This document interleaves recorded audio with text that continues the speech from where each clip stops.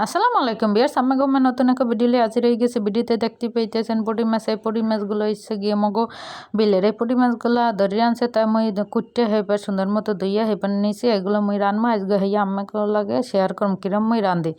তো রান্ধার লাগে মই আগে এগুলো নিয়েছি। এই যে একটা কড়াইতে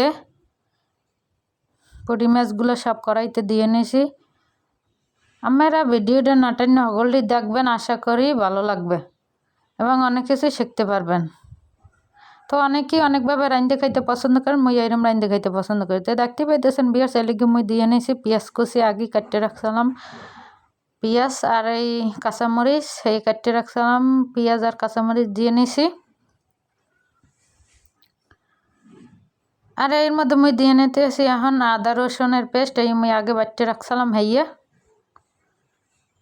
তো 2 চামচ আর বেশি একটু 3 চামচের মতো আদা রসুনের পেস্ট দিয়ে নিছি।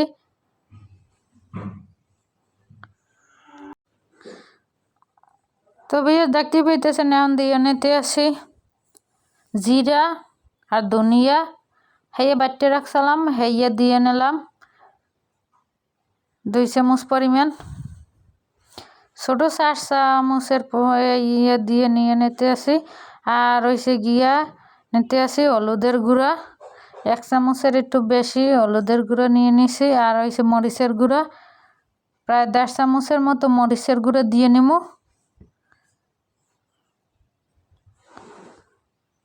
এইবার দিয়ে নিমু পরিমাণ মতো লবণ। তো বিয়ার্স মুই আজকে এই মাছটা মাইকে রাঁধতে হইয়ার পরে দেখামু।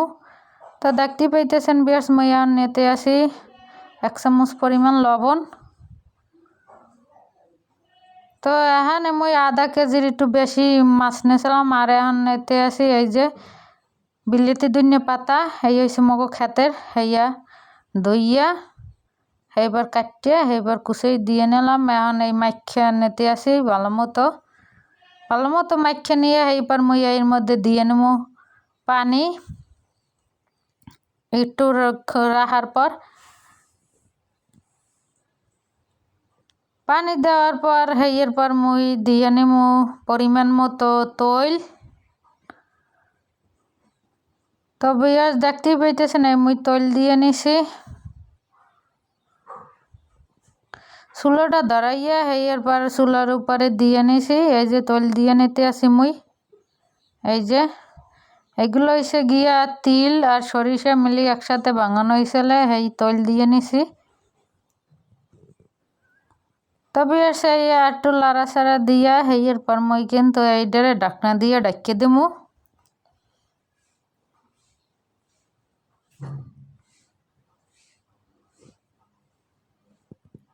তো মুই এই ঢাকনা দিয়ে ঢাকিয়ে নিছি, চুলাটা ধরাইয়ে নিছি, জালটা ধরাই দিছি ভালোভাবে।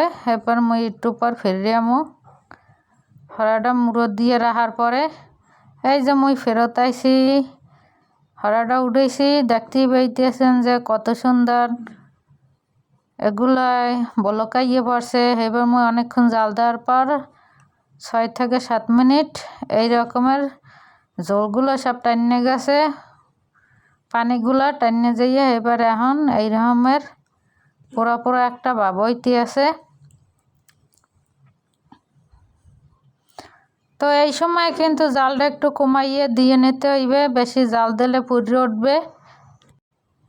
তো বিয়ার দেখতেই পাইতেছেন মুই হালকা জাল দিয়ে নিতে আসি। আর এই এখন দেখি যে না পুড়ে উঠতে পারে, হেলেগিয়া তৈলের কড়াইতে এর পর মাছগুলোরে ডালিয়ে দিয়ে নিছে আর একটু তৈল দিয়ে, যাতে পোড়া না লাগে। আর এই হইছে গিয়ে একেবারে সুন্দর মতো হইয়ে যায়।